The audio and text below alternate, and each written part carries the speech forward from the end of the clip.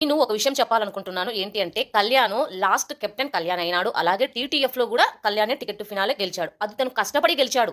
అంతేకాని ఒకరిస్తే తీసుకోలేదు. ఎంతో కష్టపడి ఫస్ట్ నుంచి గేమ్స్ ఆడుకుంటూనే తను గెలిచాడు. ఇప్పుడు నామినేషన్‌లో లేడు. తనకు ఇది నష్టం జరిగిపోతుంది. తనకు మైనస్ అయ్యే ఛాన్స్ ఉంది అని చెప్పి చాలా మంది చెప్తూ ఉన్నారు. నేను చెప్పేది ఒకటే. లాస్ట్ టైమ్ రాహుల్ కూడా కెప్టెన్ గూడా అవ్వలేదు రాహుల్. కానీ టికెట్ టు ఫినాలే కొట్టాడు. అలాగే విన్నర్ అయ్యాడు. సో రాహుల్ విన్నర్ అయ్యారుగా. కానీ ఇక్కడ 2 టైమ్స్ కెప్టెన్ కళ్యాణ్ అయ్యాడు. గేమ్స్ వైస్ బాగున్నాడు. మంచితనం ఉంది. హెల్పింగ్ నేచర్ ఉంది. అన్నీ ఉన్నాయి. టికెట్ టు ఫినాలే కష్టపడి గెలిచాడు.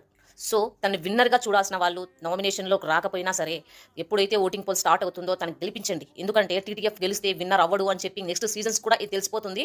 సో దీన్నే పాటిస్తారు ఇక రేపు నెక్స్ట్ సీజన్స్ వచ్చే వాళ్ళు కూడా టీటీఎఫ్ గెలవకూడదు, గెలిస్తే విన్నర్ అవ్వడు అని చెప్పి ఇదే ఉంటుందన్నమాట. అయితే కళ్యాణ్ విన్నర్ అవ్వాలనుకుంటున్నారో ఖచ్చితంగా ఎప్పుడైతే తనకు ఓటింగ్ స్టార్ట్ అవుతుందో గెలిపించే ప్రయత్నం చేయండి. మీరేమనుకుంటారు? నేను చెప్పింది కరెక్ట్ అనిపిస్తుంటే లైక్ చేసి కామెంట్ పెట్టండి. నేను చెప్పినవన్నీ కరెక్టే కాదా అని చెప్పి ఒక కామెంట్ పెడితే నాకు కూడా హ్యాపీగా ఉంటుంది.